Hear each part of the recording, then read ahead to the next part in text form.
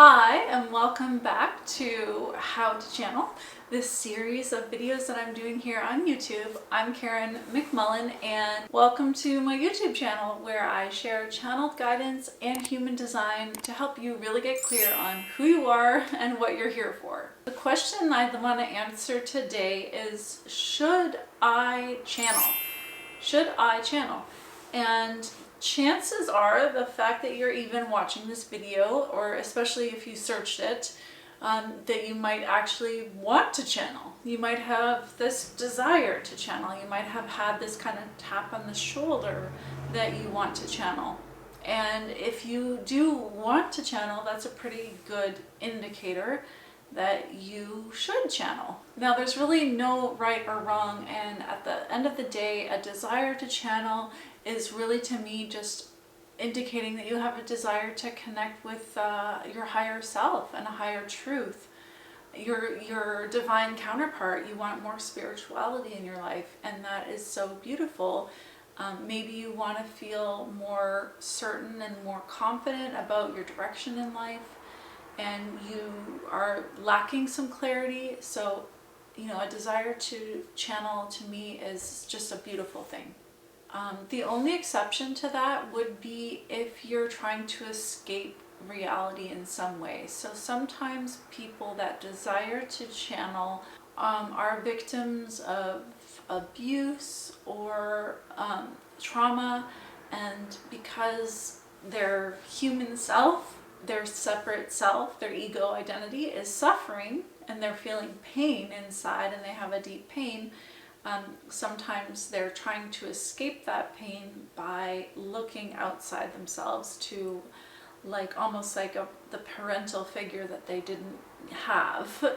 So like the loving parent that they didn't have, they're projecting that onto the divine, and so they're looking to get that assurance and that power outside of themselves.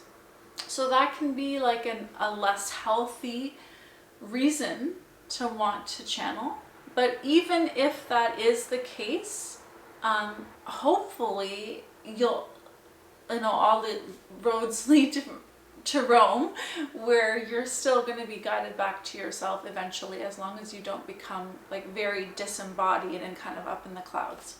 A second non-ideal motivation to channel is sort of spiritual egotism. Like you want to have some sort of magic trick and be this guru, magical teacher. Or I was that way earlier in my work, back when I was more of a coach. I did attempt to channel at that time, but I was definitely tapping into intuition, but it was forced, and it was forced because it was coming from an egoic desire to channel versus just like a surrendered natural outcome that arose out of who I had already become. But I actually did have a desire to channel for a long time before I did channel. And I would like to read you a poem that I wrote. I think I was 27.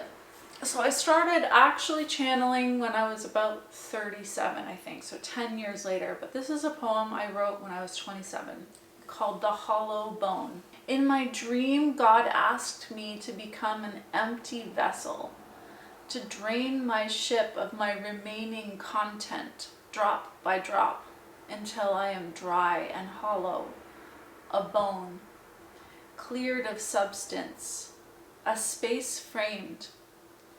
In my dream, the lovely one asked me that I give up everything to become nothing, and wait there until further notice. When I woke, I felt the truth of your request. To wait is the only way through my fear, my limitation, me, the only way beyond. And so I stand waiting in the unknown, thigh deep in presence, living a prayer for grace. And I remember the pain I was in when I wrote that poem. I was, I don't totally remember the circumstances of my life at that time, but I remember I wasn't fully living in my purpose and I didn't feel that empowered. And the words that I wrote there didn't have the same meaning to me then that they do now. Like now when I read this poem, I have so much more awareness of what it actually means. Sometimes we can have a desire for something that we're not quite ready for.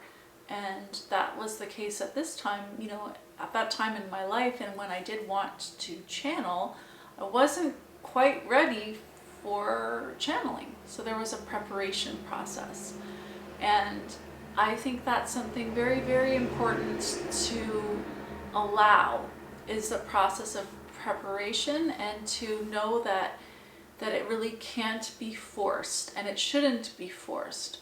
But in the process of developing your channel and developing this connection and relationship between you, you know, your separate self and the divine self, so that you're, you know, working together in concert, you're strengthening that relationship. And you really can't go wrong with that as long as you're developing both. Meaning that you're developing like a healthy sense of self and taking care of the human. And then at the same time, strengthening your connection with the non-physical divine counterpart. So if you desire to channel, I would say yes, you should proceed and go ahead and build and strengthen that connection. And to do that, I have created, and I'm so excited about having created, a free masterclass called Transmission: Discover the Mechanics of Divine Communication. And you can register for that on my website. I'll put the link below in the description box. You can go ahead there. It's going to be taking place in my Facebook group, the Grid Network for Light Leaders. And all of this is brand new, so you're really kind of on the leading edge with me of a new creation that I'm so excited to bring into the world. It's been a really long process to get here, and I'm like really, really happy to be sharing this with you. It actually makes me kind of want to cry. And I will be also, after that, offering a program, a paid program called Clear Channel, where I really take a group of people through the process of actually like really becoming a channel. So that's going to be amazing. So yeah, please stay tuned with me. I can't wait to connect with you actually in the Facebook group too, because it's going to be so fun to come together and actually kind of have a party. So anyway, I look forward to seeing you in the next video in this series, and I hope to see you also in the masterclass. Okay, take care. Bye.